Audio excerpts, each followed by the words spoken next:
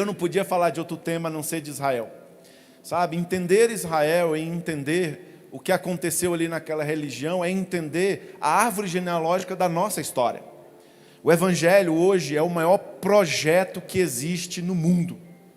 Você imagina que nós somos, os cristãos, a maior religião do mundo.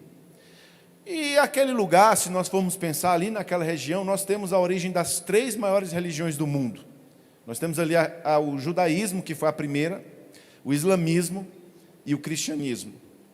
E é interessante porque Deus escolheu aquela região, aquele lugar, para escrever a página da história do mundo.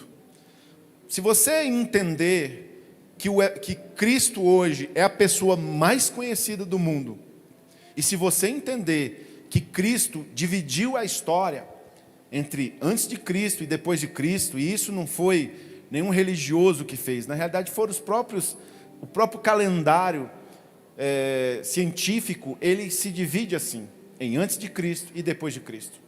Se você compreender isso, você vai compreender que a nossa fé vai muito mais além daquilo que a gente consegue enxergar. Por isso que é importante nós irmos a Israel, porque nós vamos entender um pano de fundo, nós vamos entender que havia, na realidade, desde o começo, desde lá do Éden, havia um plano de redenção do mundo, através de Cristo Jesus. Mas Cristo, ele não podia vir em qualquer época, né? Ele não poderia vir a qualquer momento. A Bíblia diz que quando Cristo veio ao mundo, ele veio na plenitude do tempo. Diga, plenitude do tempo. Ele veio dentro do Kairos, o que a gente chama de o tempo de Deus. É dessa plenitude que nós vamos falar hoje. E essa plenitude, ele se dá, como eu falei, com um plano de Deus de resgatar o homem, desde lá do Éden. A coisa que o homem perdeu lá no Éden, a primeira coisa que o homem perdeu lá no Éden, foi a presença de Deus. E o pecado do homem não foi a desobediência. Eu já vi muitas pessoas falando, Adão desobedeceu, a Eva desobedeceu, e aí o homem saiu da presença de Deus. Não, não foi a desobediência. O pecado do homem foi o mesmo pecado de Satanás. Quando a serpente iludiu Eva, ele disse assim, olha, se você comer do fruto, vocês serão igual a Deus. Então foi algo muito mais profundo do que simplesmente desobediência. Foi um desejo de ser igual a Deus. O mesmo desejo que tirou Satanás da presença de Deus, foi o mesmo desejo que tirou o homem da presença de Deus. Mas conosco, Deus teve misericórdia. E a Bíblia diz que desde a fundação do mundo, desde a fundação das eras, Deus já tinha um plano de resgate, de redenção. E Deus precisava, ao longo da história, construir esse plano para culminar aonde nós estamos hoje, salvos em Cristo Jesus. Amém? Isso não aconteceu por acaso. Na verdade, Deus primeiro escolheu criar e formar um povo, o povo judeu. Esse foi o povo que Deus escolheu para trazer Jesus ao mundo. Deus precisava de um povo, Deus precisava de um representante, de um povo que pudesse dar cumprimento àquilo que Deus desejava cumprir. E o povo escolhido foi então os judeus. Como que você sabe disso, Marcílio? Bom, a nossa referência é a Bíblia. Desde a antiguidade até os profetas, Israel foi, sem dúvida, a nação escolhida. E os judeus foram o povo escolhido. Agora, essa nação não existia. Agora, o nosso Deus é o Deus que traz à existência aquilo que não existe. Imagina, Deus tinha um plano de salvação que se iniciaria com os judeus. E os judeus não existiam. Mas Deus precisou levantar de Abraão, um homem que era casado com uma mulher estéril, né? Parece que Deus gosta de desafio. Ele precisou levantar de Abraão uma semente, um filho. Na realidade, o nome desse filho era Isaque, chamava filho da promessa. Foi a partir de Abraão e de Isaque que Deus iniciou então a saga dos judeus. Mas antes de entrar nessa história, eu queria ler Isaías 41, no versículo 8 ao 21, que diz assim: Mas tu, ó Israel, servo meu, E tu, Jacó, a quem escolhi, descendência de Abraão, tomei desde os confins da terra e te chamei desde os seus cantos e te disse: tu és o meu servo, a ti escolhi e não te rejeitei. Não temas, porque eu sou contigo, não te assombres, porque eu sou teu Deus. Eu te fortaleço, eu te ajudo, eu te sustento com a minha destra de justiça. Eis que envergonhados e confundidos serão todos os que se irritam contra ti. Tornar-se-ão em nada, e os que contendem contra ti perecerão. Quanto aos que pelejam contigo, buscar-lo-eis e não os achareis. E os que guerreiam contigo, tornar-se-ão em nada e perecerão. Olha a promessa de Deus. Deus está dizendo assim: eu vou juntar vocês, o povo de Israel. Eu vou juntar vocês dos quatro cantos da terra. Eu vou exaltar vocês. E todos aqueles que se levantarem contra vocês já não mais existirão. Você conhece algum cananeu? Você já foi em algum lugar do mundo e perguntou: oi, tudo bem, eu sou brasileiro? E a pessoa diz assim: eu sou jebuseu. Você conhece algum jebuseu? Você conhece algum babilônico? Você conhece? Você já foi, conversou com alguém? Oi, querido, de onde você é? Não, eu sou da Babilônia. Não existe. Porque Deus disse: todas as nações que pelejarem contra ti, você vai buscá-las e não vai encontrá-las, porque elas se tornarão em nada, elas perecerão. E todos esses que eu citei foram nações que se levantaram para destruir Israel, destruir o povo judeu. Nunca na história um povo foi tão perseguido e esteve tão envolvido em guerras quanto os judeus. Nunca. E sabe uma coisa interessante?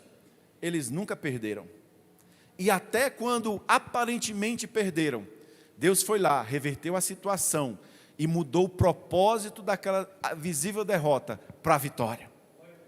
É assim que Deus faz com a nossa vida, amém? Irmão, você tem que falar amém com força, que é para você receber assim, diga amém. Amém. Todo mundo tomou café, amém? Daniel, no capítulo 4, a partir do versículo 10, diz assim: eram assim as visões da minha cabeça, quando eu estava no meu leito. Eu estava olhando e vi uma árvore no meio da terra, cuja altura era grande.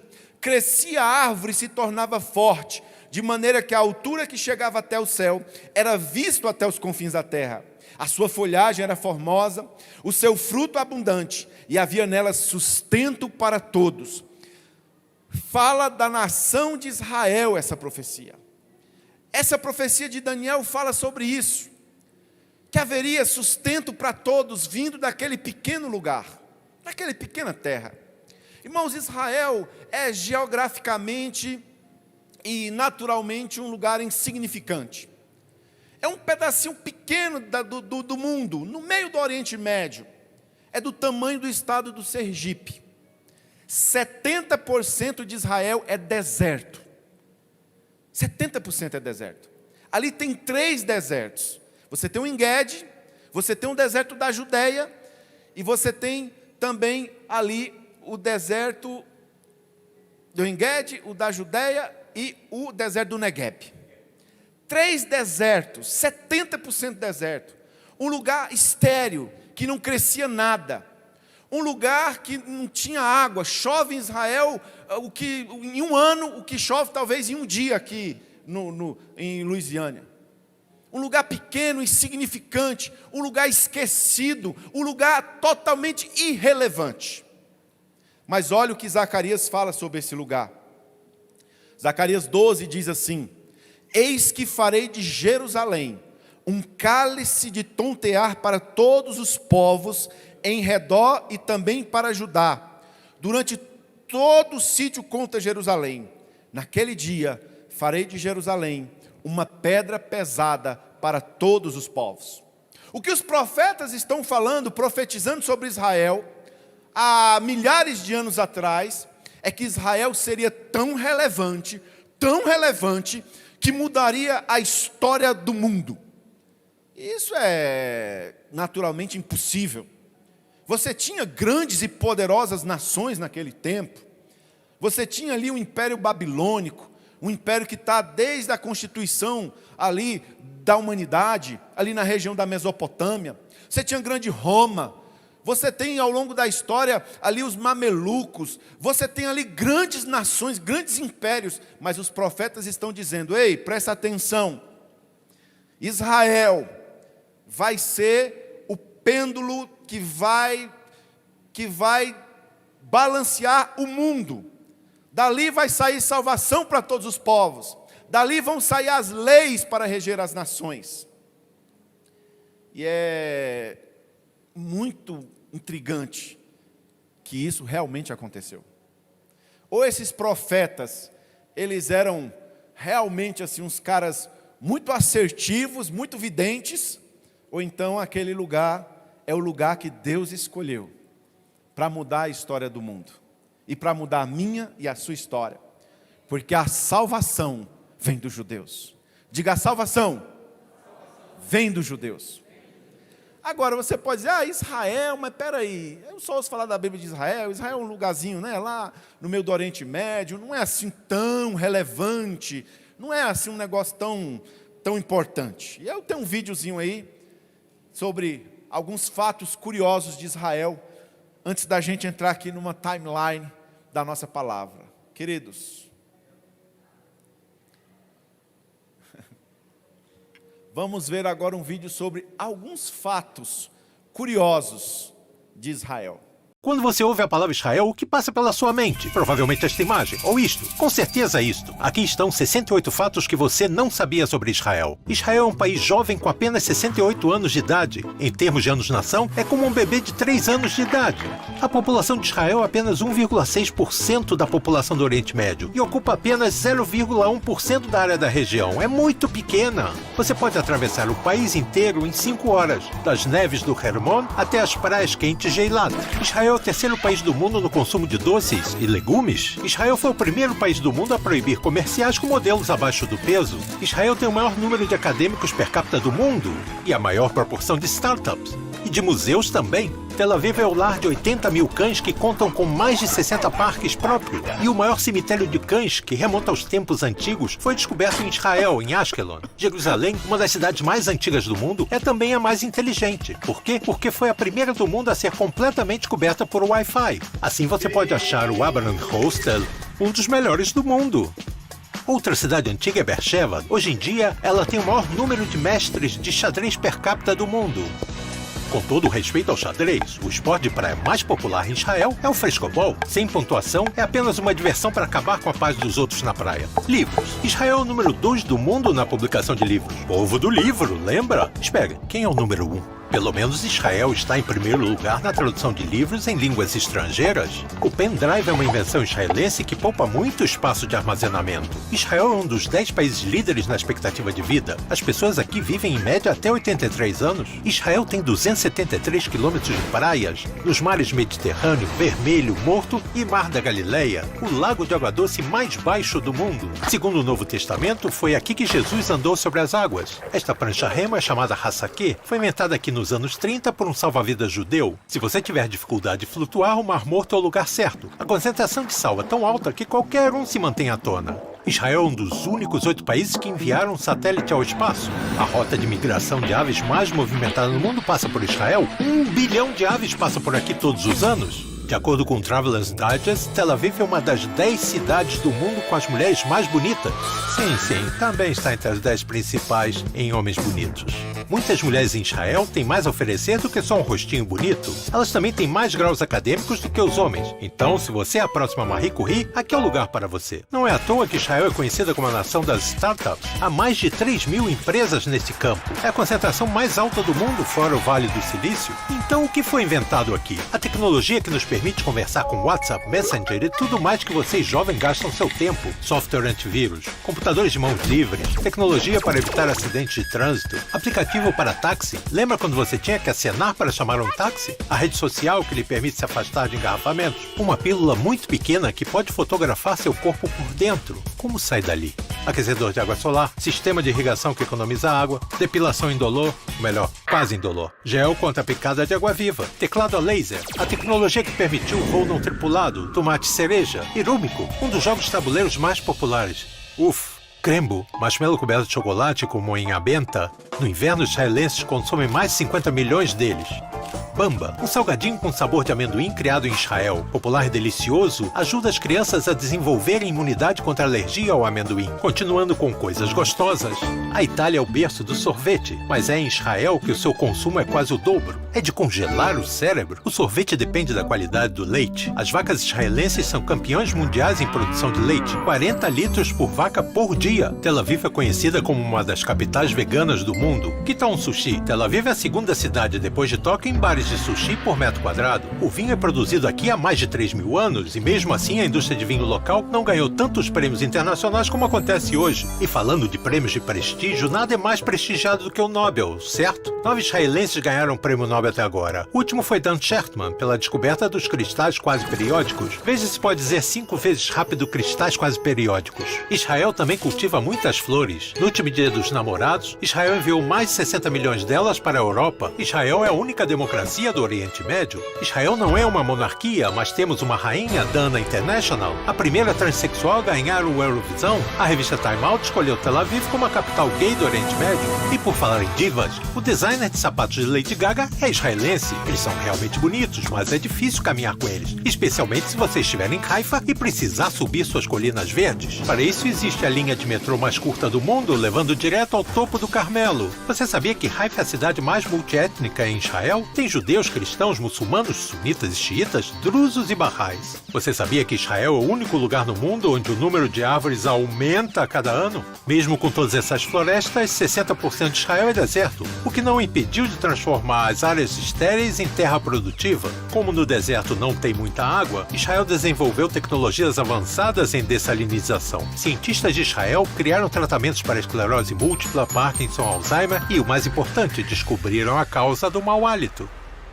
Os israelenses também se destacam nos esportes. O Maccabi Tel Aviv ganhou o campeonato europeu 6 vezes. Israel é uma potência olímpica em judô e windsurf. E se você ainda não está impressionado, o que você diria do fato do seriado Homeland, vencedor do Emmy, ter sido escrito em Israel? Ou que mais de 1 milhão de bilhetes são colocados no Muro das Lamentações anualmente? Quando Deus encontra tempo para ler todos eles? E o hebraico é uma língua tão antiga que se um israelense de hoje encontrasse um antepassado 2.000 anos atrás, eles seriam capazes de conversar. Mais uma? Ok. Você já ouviu falar do Índice de Felicidade Global? Nem eu tinha ouvido até agora. Mas, aparentemente, os israelenses estão no 11º lugar de 196 países. E se isso não for suficiente, talvez você deva encontrar alguém com quem conversar sobre tudo isso.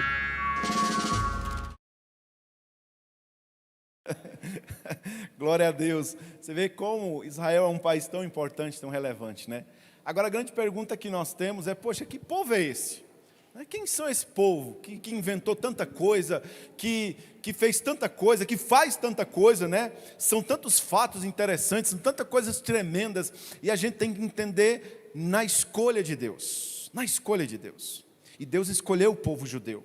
Agora, quem é esse povo? Eu vou citar alguns aqui que são bem conhecidos, que a gente conhece.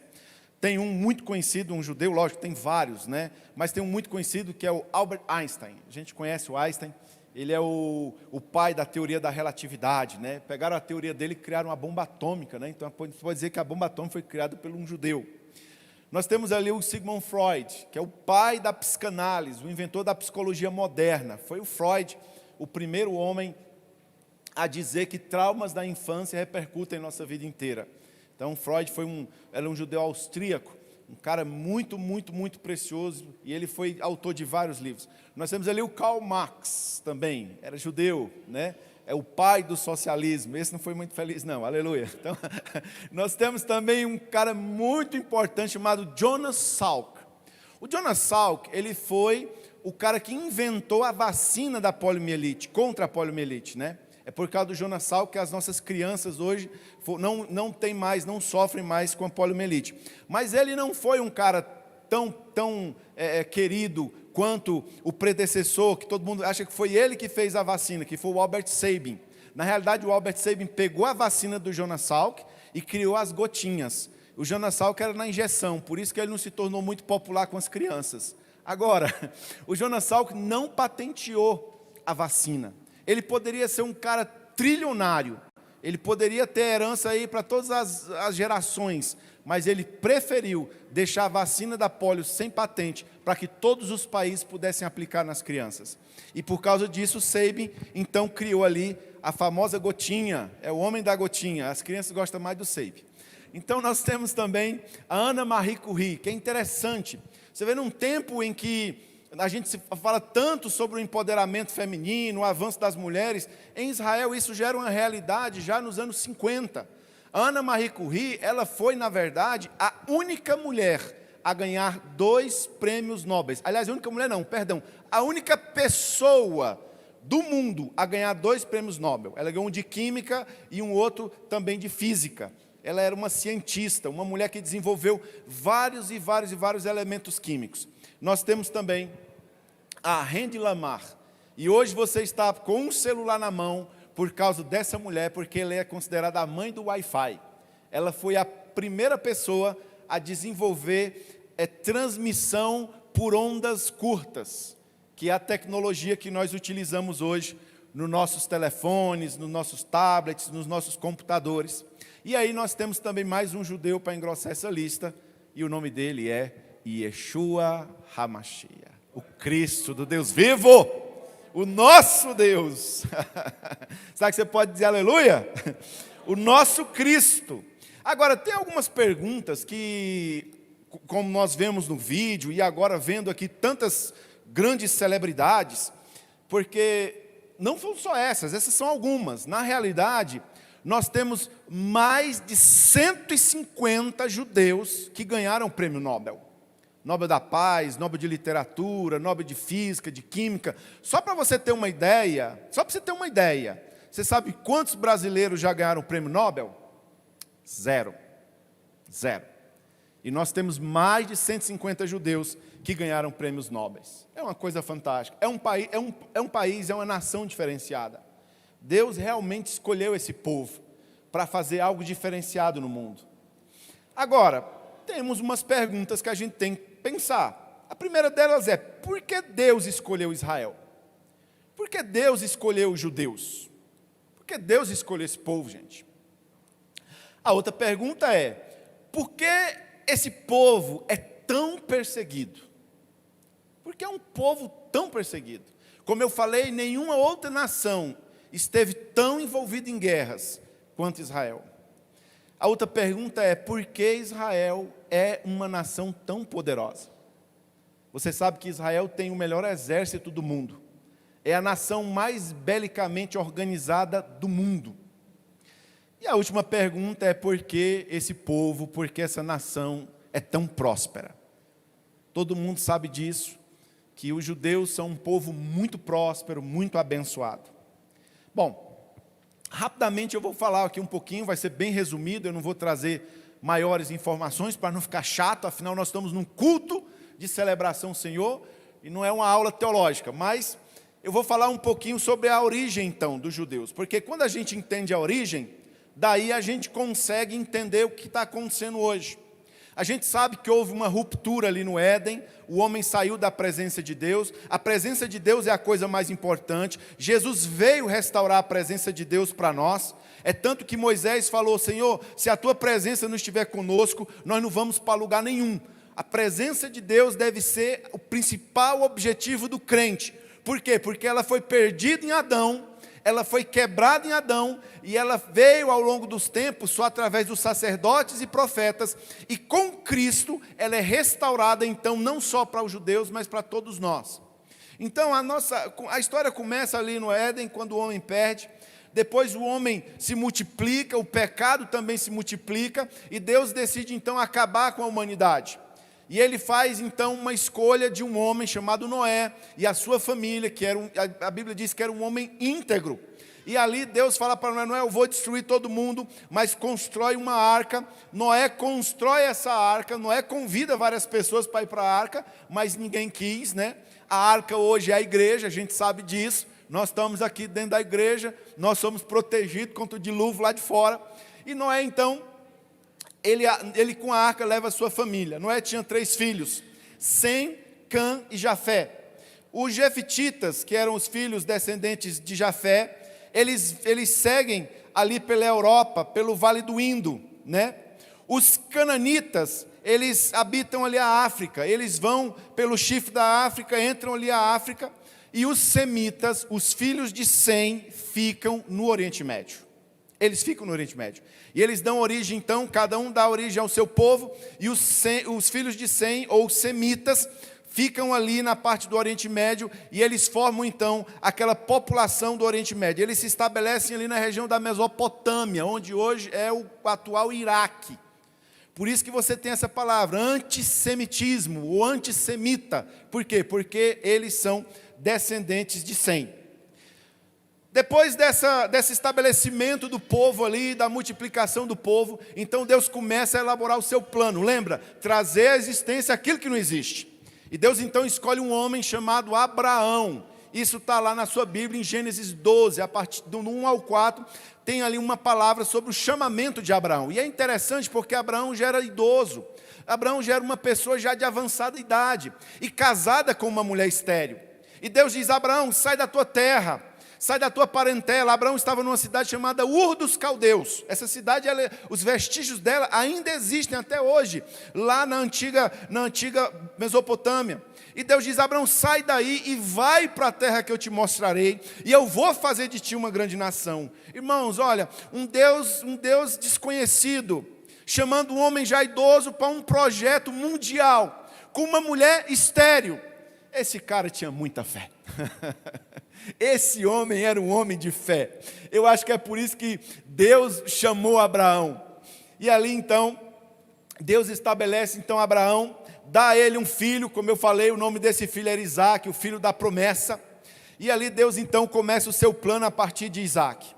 Isaque tem um outro filho, chamado Jacó. Esse era meio suspeito, porque Jacó significa enganador. Ele era gêmeo de um outro irmão chamado Esaú, e ele rouba então ali a primogenitura do irmão, foge para uma região que hoje ali é a Jordânia. A gente às vezes quando vai para a Jordânia, a gente passa lá nesse lugar. Ele está lá no Val de Jaboque e ele tem um sonho. O seu irmão está vindo perseguindo ele, e lá no Val de Jaboque ele tem um sonho. Ele luta com um anjo ali eles falam que há uma teofania, há ali uma manifestação ainda de Deus ali, e ele luta com esse anjo, e lá quando ele luta com o anjo até pela manhã, o anjo diz: me solta, me libera, e ele diz: eu não solto, só se você me abençoar. E o anjo diz: você não será mais Jacó, você não será mais enganador, o seu nome agora é Israel, que significa então príncipe das nações. E ali então começa a história de Israel, começa o que nós conhecemos de Israel. Jacó tem 12 filhos, e esses filhos eles vendem um irmão chamado José. José é levado para o Egito, nós conhecemos a história, e ali no Egito Deus preserva o seu povo, o povo judeu da fome. A ida do povo para o Egito foi uma permissão de Deus, debaixo ali daquele sofrimento que eles passaram. Depois nós conhecemos a história. Moisés é levantado, o povo sai do Egito, mas nós entendemos que tudo ali se tratava de um plano de Deus. Nós sabemos que Jacó faleceu em 1506 e José em 1452 a.C. E em 1429, então se inicia com a morte do Levi, o último das 12 tribos, inicia-se então a escravidão ali no Egito. Novamente Deus levanta um homem, levanta Moisés. Moisés tira o povo do Egito debaixo de milagre e faz herdar a terra que ele havia prometido a Abraão. É em Moisés que a profecia de Israel se estabelece. Nós sabemos que Moisés não entra na terra. Moisés ficou num lugar chamado Monte Nebo. Eu já estive lá naquele lugar. Irmãos, eu acho que Moisés deve ter ficado muito chateado, porque lá do Monte Nebo, né, apóstolo? Você vê Israel. Mas Deus não permite Moisés entrar na terra. Deus o recolhe para si. E ali então, Josué junto com o povo adentra aquela terra, reconquistam aquela terra, porque quando eles deixaram a terra para ir para o Egito, a terra foi habitada novamente. Lembra, a terra tinha sido habitada por Abraão, depois reconquistada por Josué. Começa então o período dos juízes e o período dos reis, que nós conhecemos bem. Só houve 2 reis sobre Israel. Só 2 reis sobre Israel. Israel inteira. Um foi Saul, que foi o grande rei, Saul. Ele realmente foi sobre toda a nação. E o outro foi Davi. Salomão herda então. Salomão, ele não se transformou rei por ascensão, como os outros dois. Ele se transforma no terceiro rei, mas por herança. Davi deixa então o trono para Salomão, e a partir de Salomão, Israel se divide em dois, entre Judá e Israel. E ali começa então a provação de Israel, começa então as perseguições. Lembra que eu falei, por que esse povo é tão perseguido? Israel é invadida por Nabucodonosor. Nabucodonosor invade Israel e deixa o povo em 70 anos de cativeiro na Babilônia. Depois disso, o profeta Daniel se levanta, dá algumas profecias para Nabucodonosor e diz que Nabucodonosor, o seu império vai ruir. E realmente é o que acontece logo em seguida, porque ele é conquistado então pelos persas, do rei Dário. Rei Dário conquista Israel do rei Nabucodonosor e passa a governar sobre os judeus. Logo em seguida, o reino do rei Dário é sucumbido pelo rei Ciro, o Medo.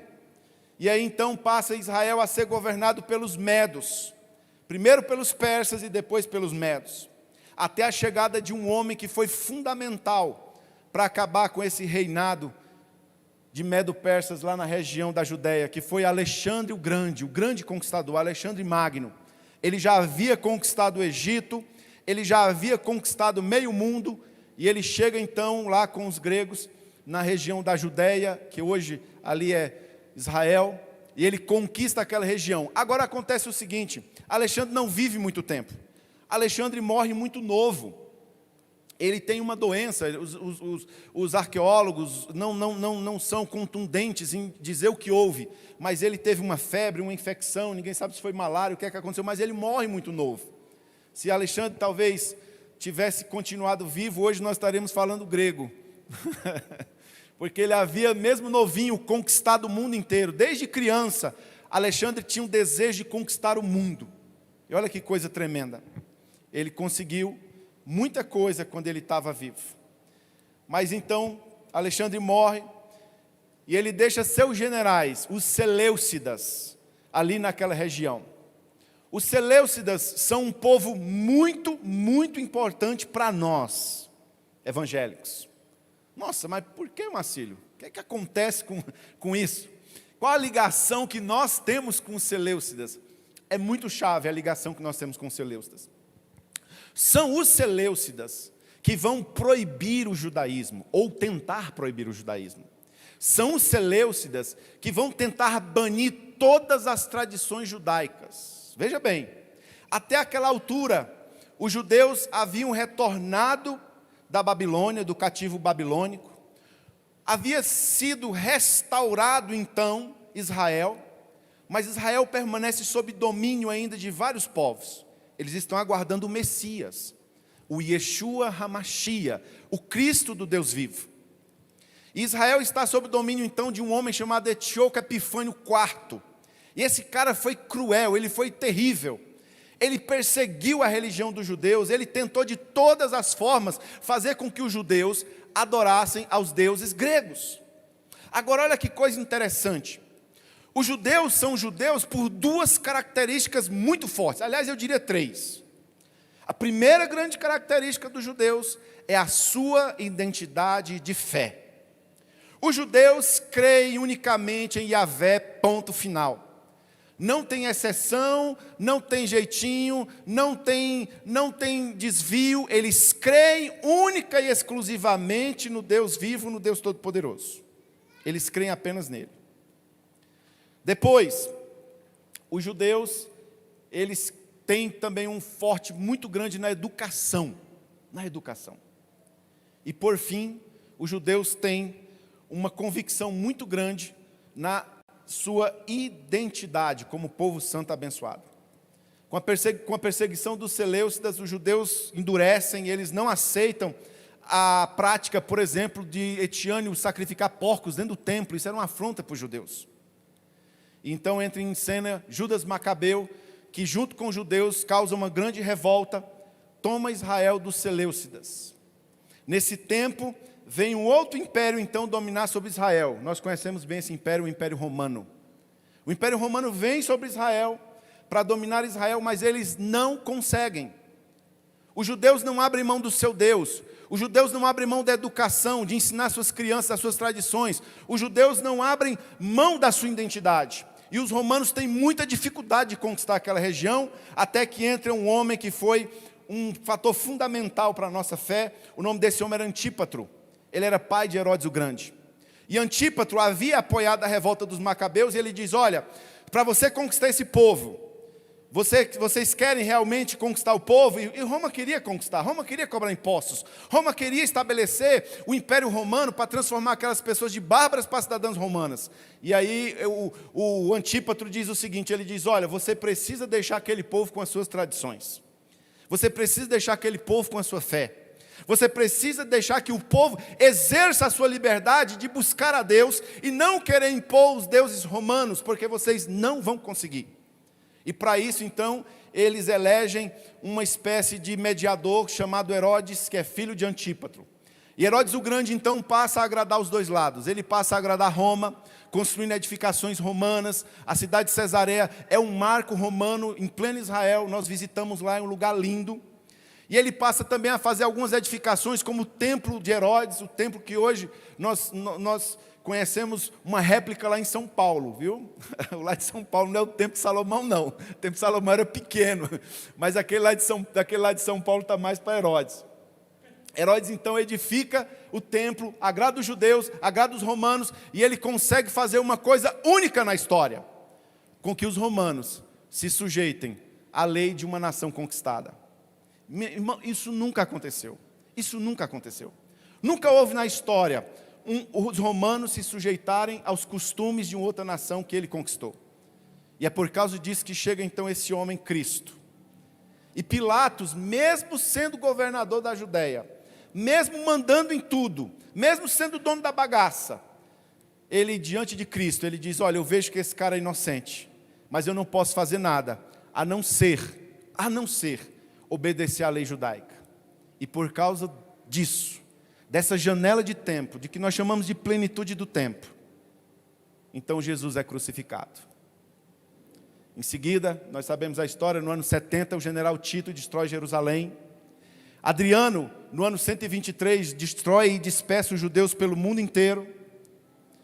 E depois, em 1944, se levanta um homem chamado Adolf Hitler, para tentar destruir de vez os judeus. Sabe o que é que aconteceu? Depois de toda essa perseguição e da dispersão do povo judeu de 123, em mais de 1.100 anos depois, basicamente em 1948, Israel segue sendo restaurada. Irmãos, veja comigo, foram 1.813 anos de perseguição, de guerras, de lutas, 1.813 anos, mas esse povo não desistiu das suas raízes, não desistiu do seu Deus e não desistiu da sua terra. E para fechar, eu quero responder aquelas 4 perguntas. Por que Deus escolheu Israel? Israel não era nem a nação mais indicada para que viesse o grande Messias. Na realidade, a Bíblia diz que ela era a menor de todas. Sabe por que Deus escolheu Israel? Pela mesma razão que Deus nos escolheu. Porque Deus sempre escolhe o menor. Porque Deus sempre escolhe as coisas que não são, para confundir as que são. João 15,16 diz assim: não fostes vós que escolhestes a mim, o Senhor Jesus falando, eu que vos escolhi, e vos dei o meu nome, para que vades e deis fruto, e o vosso fruto permaneça. Jesus está falando exatamente o que Deus falou para Israel. Israel foi escolhida por ser a menor. E Israel foi escolhida para anunciar a fé em Deus ao mundo. Naamã, Raabe, Nabucodonosor. Na Bíblia nós temos tantas pessoas que não acreditavam em Deus, mas que abriram suas bocas, o próprio Dário, para dizer, só há um Deus, o Deus de Israel. E Jesus fala a mesma coisa de nós. Não fostes vós que escolhestes a mim, pelo contrário, eu que vos escolhi, e vos dei o meu nome, para que vades e deis fruto. Jesus está falando de quê? Jesus está falando de frutificação. Jesus está falando de vidas. Por isso que a função da igreja, a nossa função, assim como foi Israel, a nossa função hoje é anunciar Deus ao mundo para as nações, é ganhar as nações, é falar do amor de Deus para as nações, é gerar fruto. Que fruto é esse, Marcílio? É fruto permanente. Ninguém vai entrar no céu com casa, com carros, com conquistas, com troféus, mas o fruto permanente para Deus são almas, são vidas. Deus escolheu Israel para anunciar a fé ao mundo, e Deus nos escolheu para anunciar Cristo ao mundo e ganhar frutos permanentes. Nós vamos entrar no céu com almas, com vidas que vão durar toda a eternidade. Agora, ele diz o seguinte: não fostes vós que escolhestes a mim, pelo contrário, eu que vos escolhi e vos dei o meu nome, para que vades e deis fruto. E se o vosso fruto permanecer, ele diz, tudo o que vocês pedirem em meu nome, o Pai vai conceder. Tem muita gente fazendo campanha, tem muita gente nas igrejas com pires, dizendo, Deus me abençoa, me dá isso, me dá aquilo. Irmão, você quer que os céus estejam abertos sobre você? Dê fruto permanente. Dê fruto permanente. Tudo que você pediu, Pai, Ele vai te conceder. A outra pergunta é, por que os judeus são tão perseguidos? Por que esse povo é tão perseguido? Sabe, irmãos, a perseguição faz parte do fortalecimento. A perseguição, ela faz parte do crescimento. Jesus disse, bem-aventurados quando vos perseguirem. Um crente que não é perseguido, ele não cresce. Um crente que não é perseguido, ele não consegue chegar à plenitude, à maturidade da fé. Irmão, você tem que ser perseguido pelas suas convicções. Você tem que ser uma pessoa, como Jesus disse, sim, sim, não, não. Você não pode ser volúvel. Você não pode ser uma pessoa que muda de opinião. Você tem que ser uma pessoa firme. Mas sabe, a perseguição, ela faz com que nós cresçamos, as lutas elas levam a gente para frente, as dificuldades elas estabelecem que a nossa identidade é uma, ela está em Cristo Jesus. O povo judeu foi perseguido, irmão, deixa eu te contar uma coisa nessa manhã, você também vai ser perseguido. Eu não ouvi um amém aqui. Jesus disse, fiquem felizes quando perseguirem vocês. Às vezes eu tenho uns irmãos, a gente trabalha com discipulado, a gente aconselha os irmãos, ele diz, estão perseguindo a minha família, estão me perseguindo no trabalho. Irmão, fica feliz. Essas mesmas pessoas que te perseguem, no meio do teu testemunho de firmeza, de fé, de não abrir mão da tua identidade, vão ser as mesmas pessoas que Deus vai resgatar para Ele. Vão ser as mesmas pessoas que vão ver teu testemunho e vai dizer, tem uma coisa diferente nele. Não tente se adequar ao mundo, irmão. Não tente ser legal com as pessoas. Não tente ser uma pessoa, sabe, que vai para ambientes ou que partilha de piada suja, de rodinhas de escarnecedores. Não, seja diferente, mesmo que isso te cause perseguição. E eu te digo, o mesmo Deus que permite a perseguição é o que te permite o livramento. Porque os judeus são uma nação poderosa. Exatamente porque eu falei aqui que a perseguição fortalece. Livramentos e livramentos essa nação teve durante os tempos. Muitas coisas poderosas Deus fez, muitos milagres, muita provisão. E eles entenderam então que eles tinham um Jeová Sebaote, o Yahvé Sabaote, o Deus da guerra ao lado deles, aquele que não perdeu nenhuma peleja. Sabe de uma coisa? Esse é o mesmo Deus nosso. É o mesmo Deus nosso. Por isso que nós também como igreja somos poderosos. Por isso que como igreja nós avançamos. Por isso que como igreja nós conquistamos. Porque nós servimos ao mesmo Deus. E por fim, por que eles são tão prósperos? Sabe? Porque Deus é exaltado na prosperidade. Deus é exaltado quando alguém sai do nada. Como eu já vi muitas vezes, você também deve ter visto, apóstolo, pessoas que não tinham nada, pessoas arrebentadas, destruídas, a família acabada, em divórcio, os filhos todos desunidos, a pessoa falida, e ela vem para os pés de Cristo. Ela aceita Jesus, ela reconhece Ele como seu suficiente e único Salvador. E a partir dali Deus começa uma nova história. O casamento é restaurado, os filhos entram na linha, na obediência. A pessoa começa a ser próspera, ela começa a ser uma pessoa muito próspera, muito abençoada. Irmãos, eu conheço empresários. Eu estava nos Estados Unidos outro dia numa caravana. Nós estávamos lá em Chicago, lá num evento muito grande, numa conferência. E um empresário estava comigo. Ele tinha pagado à vista. Ele disse, rapaz, eu já viajei com minha esposa, fui para Paris, fui para não sei onde. Mas eu vi o jeito dele, era um cara simples, humilde.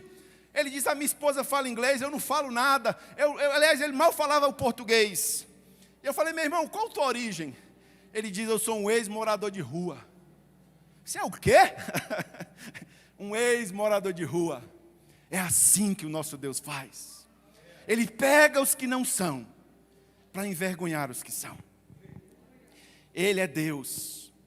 Se você entender essas 4 perguntas que eu fiz, por que eles são escolhidos por Deus? Por que Israel é escolhida por Deus? Porque Deus quis.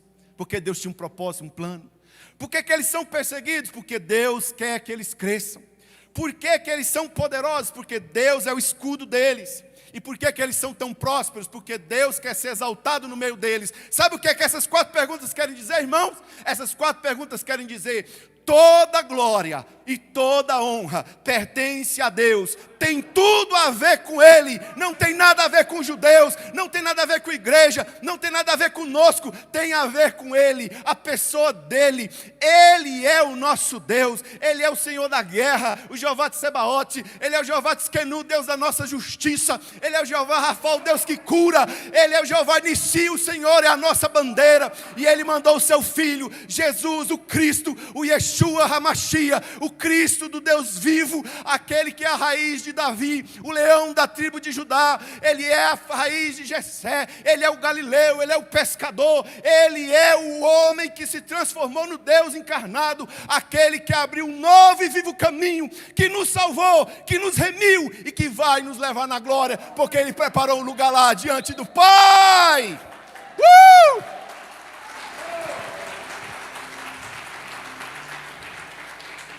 Eu finalizo com Hebreus 8:6, que fala agora com efeito. Obteve Jesus, tanto mais excelente, quanto é Ele também mediador, de superior aliança, instruída com base em superiores promessas. Havia uma aliança com o povo judeu. Ainda há, eles sempre serão o Israel de Deus. Mas Jesus veio para os seus e os seus não o receberam. Mas todos quanto receberam, deu-lhes o poder de serem feitos filhos de Deus. Houve uma aliança com os judeus. Eles foram prósperos. Eles são abençoados, eles são diferenciados. Mas sabe, há uma superior aliança conosco. Eu quero só finalizar, como o apóstolo pediu. Eu falei aqui, ninguém vai para Israel porque quer. Deus nos leva. Se você deseja, talvez você olhe para a sua condição e diga assim: Marcílio, eu não tenho condição, mas eu queria muito ter essa experiência, eu queria muito imergir lá, eu queria muito crescer espiritualmente, eu queria muito estar lá com o apóstolo, com a minha bispa lá, andando pelas ruas de Jerusalém, tendo experiências fantásticas com todo mundo. Eu queria que você ficasse de pé no seu lugar. Nós queremos orar por você. Mas eu não tenho condição financeira. Não se preocupe, irmão. É o Deus que chama. Se você está sentindo no seu coração esse fogo, esse calor, é o Deus também que dá a condição. Eu vou chamar aqui o apóstolo. Apóstolo, vem cá. Na realidade eu estou sentindo no coração que é a sua igreja, é seu povo. A bênção não vem do estranho. Eu sou o titio. O titio é aquele titio legal que chega, brinca com todo mundo e vai embora. Mas esse é o pai. O pai é que fica para limpar a sujeira. O pai é que fica para cuidar, para dar bronca. Eu sou o titio, mas quem abençoa também é o pai. Eu vou pedir ele para encerrar esse culto, abençoando sua vida. E eu louvo a Deus pela sua apóstolo. Obrigado pela oportunidade. Que Deus abençoe vocês.